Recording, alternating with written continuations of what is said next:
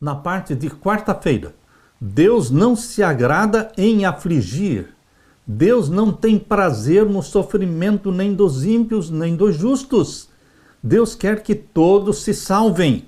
Deus demonstra repetidamente sua preocupação com os oprimidos, assim como sua justa indignação contra os que causam sofrimento. Se o mal não existisse, Deus não se iraria.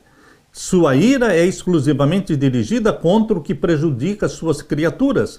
Não é do seu agrado, diz a Bíblia, trazer aflição. Lamentações 3, 32 e 33. O texto hebraico diz literalmente que Deus não aflige do seu coração. Ele não deseja trazer juízo contra os malfeitores, mas, em última análise, o amor demanda a justiça. Essa verdade é vista na persistência de Deus em perdoar o povo e lhes conceder oportunidades de reconciliação. Por meio de profetas, Deus chamou o povo inúmeras vezes ao arrependimento, mas eles se recusaram a ouvir e se arrepender. Por que Deus trouxe juízo a Jerusalém por meio dos babilônios? Deus permite o mal quando o mal vai resultar em bênção para o seu povo. O exílio do povo de Deus em Babilônia foi para purificá-los da apostasia. Eles estavam apostatados. Deus permitiu que eles fossem levados para a Babilônia, tentando salvar o remanescente. Abra sua Bíblia e vamos ler em Esdras capítulo 5 e o verso 12. Mas depois que nossos pais provocaram a ira, o Deus dos céus, ele os entregou na mão de Nabucodonosor, rei de Babilônia, o caldeu, o qual destruiu esta casa e transportou seu povo para a Babilônia. Aqui em Esdras 5:12 está revelado que a razão por que Deus permitiu o exílio do seu povo em Babilônia foi porque eles pecaram, eles se enamoraram de Satanás, eles estavam flertando com Satanás, adorando ídolos, e Deus permitiu o exílio, que eles fossem para a Babilônia, para que fossem purificados. Leia também 2 Crônicas, capítulo 36. 2 Crônicas, capítulo 36, o verso 16. Porém, zombaram dos mensageiros de Deus e desprezaram as suas palavras e mofaram, ou seja, caçoaram, zombaram dos seus profetas, até que o furor do Senhor subiu tanto contra o seu povo que mais nenhum remédio houve. Não havia outro remédio senão permitir que eles fossem levados para a Babilônia. Foi o último recurso, permitir que eles fossem levados como cativos para a Babilônia, porque fez subir contra eles o rei dos caldeus, o qual matou os seus mancebos à espada na casa do seu santuário, e não teve piedade dos mancebos, nem das donzelas, nem dos velhos, nem dos decrépitos, e todos os deu na sua mão. E eles foram levados para a Babilônia. Lemos também em Jeremias, capítulo 51. Leia comigo, Jeremias 51 e o verso 24. E pagarei a Babilônia. Perceba aqui no capítulo 51 de Jeremias que Deus permitiu que o seu povo fosse para a Babilônia como escravos, mas Deus também condenou Babilônia pelos excessos, pela forma como eles maltrataram o seu povo. Diz aqui no capítulo 51 de Jeremias, verso 24, e pagarei a Babilônia e a todos os moradores da Caldeia toda a maldade que fizeram em Sião à vossa vista, diz o Senhor.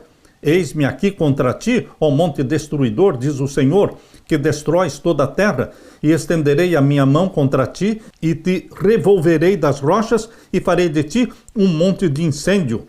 Verso 44, visitarei Abel em Babilônia, e tirarei da sua boca o que ele tragou, e nunca mais concorrerão a ele as nações.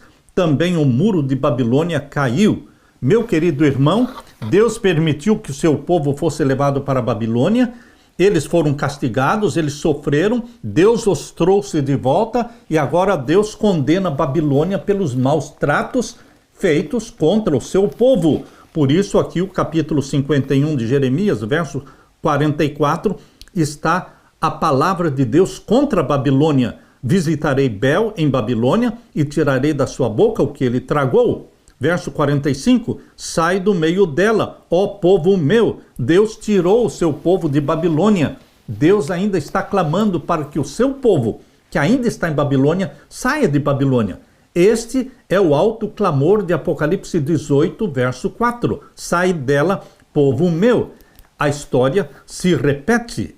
Depois que o povo, de maneira persistente e impenitente, provocou a ira de Deus e finalmente se afastou e entregou o povo nas mãos de Nabucodonosor, rei de Babilônia, Deus fez isso somente quando não houve mais remédio.